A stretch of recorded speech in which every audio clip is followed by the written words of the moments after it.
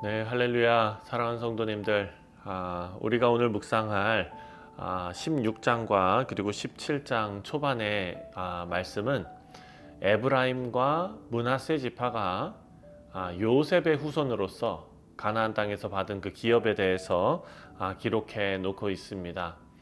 자, 므낫세와 에브라임과 므낫세는 요셉의 두 아들이죠. 한 지파로 계산되지 않고 각각 한 지파 한 지파로 분리되어서 기업을 받았습니다.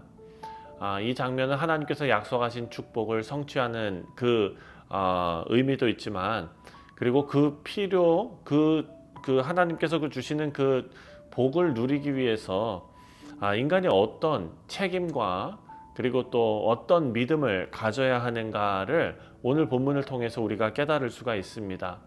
자, 우리는 하나님의 복이 우리에게 주어질 때 그것을 누리고 또 지키기 위한 믿음과 책임을 생각해야 합니다.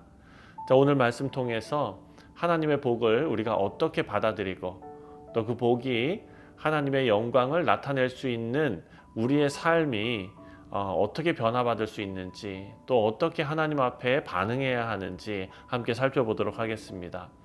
자, 오늘 본문은 에브라임과 므낫세 지파가 받은 기업의 그 경계를 알려주고 있습니다. 먼저 16장 1절 말씀을 보면, 요셉 자손이 제비 뽑은 곳은 여리고 샘 동쪽 곧 여리고 곁 요단으로부터 광야로 들어가 여리고로부터 베델 산지에 올라가고, 이렇게 말합니다. 에브라임과 므낫세는 요셉의 두 아들, 야곱이 축복하면서 두 사람을 이스라엘의 두 지파로 인정했지요. 창세기 48장에 나옵니다. 요단강 서쪽의 기름진 땅을 기업으로 받았습니다. 창세기 48장 5절 말씀을 한번 읽겠습니다. 창세기 48장 5절에 내가 애굽으로 와서 내게 이르기 전에 애굽에서 내가 낳은 두 아들 에브라임과 므낫세는 내 것이라, 르우벤과 시므온처럼 내 것이 될 것이요, 이렇게 말합니다.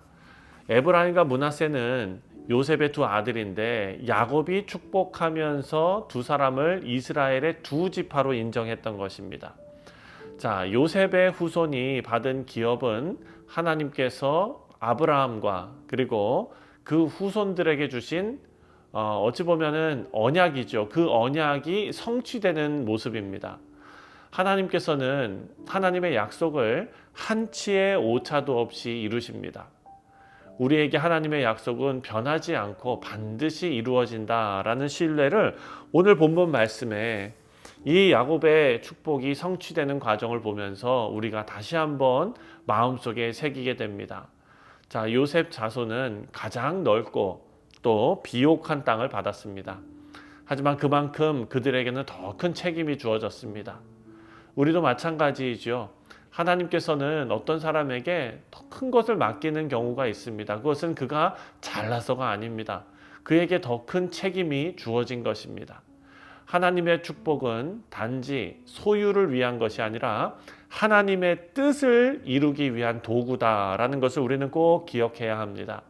우리가 더 많이 받았으면 더 많이 줄 알아야 하는 것입니다.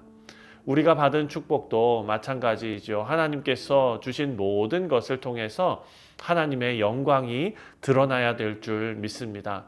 사랑하는 성도님들, 바라고 기도하기는 우리 뉴욕 성실 장로교회 모든 교우들께서 하나님께서 아브라함과 같은 복을 주셔서 그 복이 여러분의 가정과 직장과 학업과 그리고 하는 모든 일 가운데 흘러 넘쳐 세상으로 뻗어나가기를 간절히 소원합니다.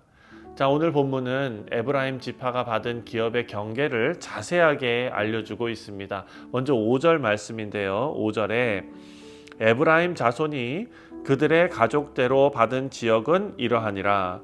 그들의 기업의 경계는 동쪽으로 아다롯 앗달에서 윗 벳호론에 이르고. 자, 에브라임은 좋은 땅을 받았다라고 말씀을 드렸습니다. 하지만 문제는 가나안 족속을 완전히 쫓아내지 못했습니다. 10절입니다. 10절에 그들이 게셀에 거주하는 가나안 족속을 쫓아내지 아니하였으므로 쫓아낼 수 없었다는 게 아니라 쫓아내지 아니하였다라는 말에 참 의미심장함을 느낍니다. 자, 에브라임 지파는요, 하나님께서 명령하신 대로 가나안 족속을 완전히 쫓아내지는 못했습니다. 그래서 그 결과로 가나안 족속은 에브라임 지파 가운데 버젓이 거주하면서 이스라엘 백성에게 세금을 바치는 그런 존재로 남아 있게 됩니다. 이것은 이스라엘이 나중에 겪게 될 영적인 혼란의 씨앗이 됩니다. 사랑하는 성도님들, 우리 삶에서도 하나님 말씀에 부분적으로 순종하는 것 위험합니다. 어제 우리가 묵상한 말씀과도 계속 연결이 되는 말씀입니다. 반복되는 말씀입니다. 하나님께서 요구하시는 것은 온전한 순종이죠. 우리의 신앙을 지키는데 필수적인 것이 바로 온전한 순종인 줄 믿습니다. 에브라임 지파가 가나안 사람들을 쫓아내지 못한, 다시 말해서 쫓아내지 않은 이유는 믿음의 부족도 있겠지만 현실적인 타협 때문이었을 가능성이 너무나 큽니다. 하나님의 명령은 우리의 이성과 그리고 현실적인 상황을 뛰어넘습니다. 하지만 우리는 거기까지밖에 생각을 못합니다. 하나님의 약속을 신뢰하면서 믿음으로 순종할 때 우리는 하나님의 계획을 온전히 경험할 수 있는데, 에브라임 지파는 아마 그들이 바치는 세금에 혹은 그들을 이용할 수 있는 어떤 일이 있지 않을까라는 어떤 생각 때문에 하나님의 온전한 계획을 온전하게 순종으로 따라가지 못했던 것입니다. 이어서 므낫세 지파를 보면 므낫세 지파는 요단강 양쪽에 걸쳐서 기업을 받았습니다. 가나안 땅에서 가장 큰 지파 중에 하나로 많은 성읍 그리고 넓은 땅을 기업으로 받았는데, 본문에서 주목할 것은 므낫세의 딸들이 특별히 요청해서 기업을 받습니다. 17장 1절 말씀을 보면 므낫세 지파를 위하여 제비 뽑은 것은 이러하니라. 므낫세는 요셉의 장자였고 므낫세의 장자 마길은 길르앗의 아버지라. 그는 용사였기 때문에 길르앗과 바산을 받았으므로. 자, 믿음의 행동은 므낫세의 손자 슬로브앗의 딸들이 기업을 요구한 사건에서 잘 드러나는데요. 우리가 이 말씀은 많이 우리가 묵상했던 얘기죠. 슬로브앗의 딸들이 여호수아와 족장들 앞에 기업을 달라고 요청을 합니다. 여러분, 이 딸들은 남성이 없는 가정에서 하나님께서 기업을 주실 것을 믿고 담대하게 요청했습니다. 원래는 남성이 없기 때문에 기업 물을 자가 없습니다.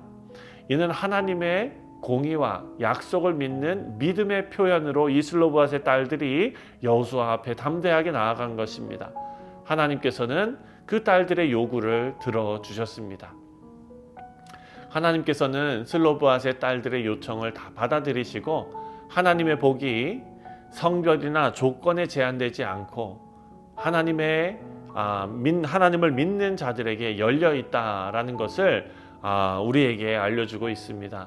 여러분, 우리도 상황과 조건을 뛰어넘어서 하나님의 은혜와 축복을 간구하는 믿음이 우리 가운데 있어야겠습니다.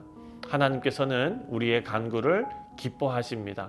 그리고 하나님의 뜻에 따라서 복을 허락해 주십니다. 사랑하는 성도님들, 말씀을 맺습니다. 오늘 본문 에브라임과 므낫세 지파가 받은 기업은 하나님의 복과 그리고 그 복을 누리기 위해서 우리에게 어떤 책임을 가르쳐주고 있습니다. 가장 먼저 어제도 묵상했지만 하나님 약속은 반드시 성취되는 것입니다. 창세기 48장에 나왔던 내용이 오늘 이 본문 말씀에서 성취되는 것처럼 요셉의 후손이 받은 기업은 하나님의 신실하심을 증거하고 있습니다. 그리고 또한 우리가 기억해야 할 것은 온전한 순종이 필요하다는 것입니다. 에브라임 지파가 가나안 족속을 쫓아내지 못한 게 아니라 쫓아내지 않은 것이지요. 이것은 부분적인 순종의 결과였습니다. 사랑하는 성도님들, 오늘 아침에 우리가 이 말씀 묵상하면서 우리 신앙생활에서도 하나님 말씀에 부분적으로 순종하는 것이 없는지, 하나님 말씀에 우리가 온전히 순종할 때 하나님은 하나님께서 우리에게 복을 내려주실 줄 믿습니다. 마지막으로 믿음으로 하나님의 복을 구하라는 것입니다. 자, 슬로브앗의 딸들의 그 믿음, 하나님의 은혜를 간구하면서 하나님 뜻 안에서 삶을 맡기는 것입니다. 그들이 담대하게 나아가서 기업을 요구하는 것입니다. 믿음의 표현입니다. 하나님은 우리의 간구를 들으시고 또한 기뻐하신다 말씀하십니다. 우리에게 풍성한 복을 주시기를 기뻐하시는 하나님이십니다. 오늘 아침에 이 말씀 통해서 하나님의 복을 온전히 받아들이시고 또 하나님의 영광 드러내는 우리 모두 되시기를 주님의 이름으로 축원드립니다. 기도하겠습니다.